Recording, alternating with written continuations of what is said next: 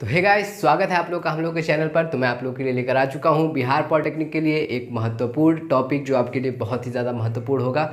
तो आप मेरे साथ इस वीडियो को लास्ट तक देखिए। अगर आपको नहीं आता है तो इस वीडियो में हम लोग दो चीज़ कंप्लीट करेंगे, एक तो प्रकाश का प्रकीर्णन और दूसरा रहता है प्रकाश का परावर्तन। तो दोनों चीज़ें जो है आपस में थोड़ी बहुत मेल खाती हैं, मतलब थोड़ी बहुत मेल क्या है, थोड़ी बहुत जैसी एक ही जैसी हैं।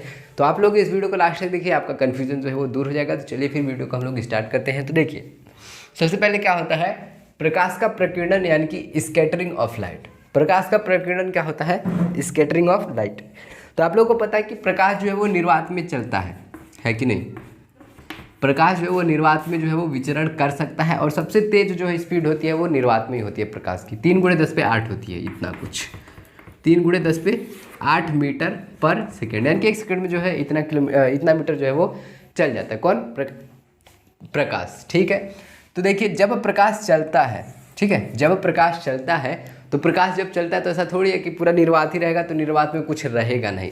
निर्वात में बहुत सारे धूल कण हैं, बहुत सारी चीज़ें हैं। तो जब कभी भी प्रकाश चलता है तो रास्ते में पड़ने वाले जो धूल कण होते हैं, जो रास्ते में पड़ने वाले जो धूल कण होते हैं, तो इन धूल कणों से टकराने पर, इन धूल कणों से टकराने पर, यानी कि जब प्रकाश जो है इन धूल कणों से टकराता है और टकराने के बाद जो है वो अपने चारों तरफ जो है वो बिखर जाता है, इसी को हम लोग क्या कहते हैं? प्रकाश का प्रकीर्णन कहते हैं। ठीक है। तो याद रखिएगा, जब कभी भी कोई भी प्रकाश जो है वो चलता है और चलने के पश्चात वो रास्ते में पड़ने वाले जो धूल कण होते हैं उनसे टकराता है और टकराने के बाद जो है वो चारों तरफ फैल जाता है, इसी को हम लोग क्या बोलते हैं? प्रकाश का प्रकीर्णन। अब देखिए, ऐसा भी होता है कि कितने लोगों को 4 झापड़ मारो तो उसको जो है वो मतलब उतना असर नहीं करता है, और कितने लोगों को 1 झापड़ मारो तो बहुत ज़्यादा असर कर देता है। तो वैसे ही ये प्रकाश भी होता है कि कुछ ऐसे रंग होते हैं जो लगते हैं तो बहुत ज़्यादा बिखर जाते हैं, और कुछ होते हैं जो लगते हैं तो थोड़ा कम बिखरते हैं। तो ऐसे कौन कौन से रंग हैं उनको भी हम लोग जान लेते हैं। तो देखिए, लाल रंग का जो प्रकीर्णन होता है, लाल रंग का प्रकीर्णन जो होता है वो कम होता है, और बैगनी रंग का प्रकीर्णन जो होता है वो ज़्यादा होता है। बैगनी रंग का प्रकीर्णन जो है वो क्या होता है? ज़्यादा होता है, यानी कि अधिक होता है। ठीक है। तो लाल रंग का प्रकीर्णन ज़्यादा होने का मतलब ये है कि ये मान लीजिए अगर लाल रंग आएगा, यहाँ पर जो धूल कण है तो यहाँ पर टकराएगा तो ये चारों तरफ ऐसे ज़्यादा नहीं फैलेगा, बहुत बहुत कम फैलेगा। ठीक है।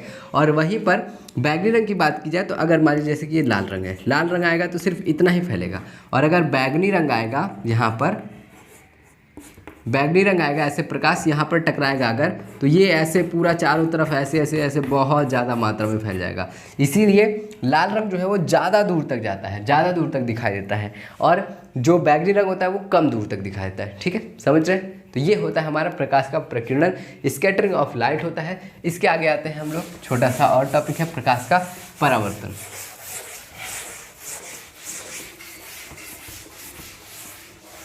प्रकाश का परावर्तन,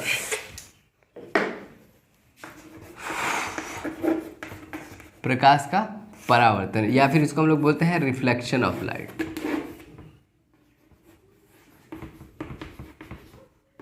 रिफ्लेक्शन ऑफ लाइट। ठीक। तो देखिए क्या होता है रिफ्लेक्शन ऑफ लाइट।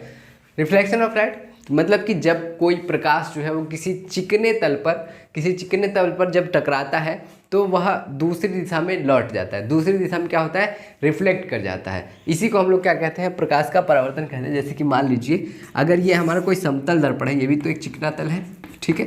तो ये कोई समतल दर्पण है, इस समतल दर्पण पे अगर कोई प्रकाश आता है तो ये दूसरी दिशा में टकराने के बाद दूसरी दिशा में लौट जाता है। इसी को हम लोग क्या बोलते हैं? प्रकाश का परावर्तन बोलते हैं। और जो किरण आती है इसको हम लोग बोलते हैं आपतित किरण, यानी कि इंसिडेंट रे, आपतित किरण। और जो किरण जो टकराने के बाद लौट जाती है इसको हम लोग बोलते हैं परावर्तित किरण, क्योंकि ये परावर्तन के बाद जो है वो लौटी है ना, तो इसी को इसलिए हम लोग इसको कहते हैं परावर्तित किरण, या फिर रिफ्लेक्टेड रे, जिसको हम लोग आपतित किरण को आई से डिनोट करते हैं, परावर्तित किरण को आर से डिनोट करते हैं। ठीक है। दूसरी बात ये होती है कि इसका रूल होता है, पहला रूल ये होता है कि आपतित किरण, परावर्तित किरण और यहाँ पर बीच में एक अविलंब खींचते हैं। तो पहला नियम याद रखिएगा प्रकाश के परावर्तन का कि आपतित किरण, परावर्तित किरण और अभिलंब तीनों जो है वो क्या होते हैं? एक ही तल में होते हैं। ठीक है। यहाँ पर हम लिख देते हैं आपतित किरण, फिर परावर्तित किरण और अभिलंब तीनों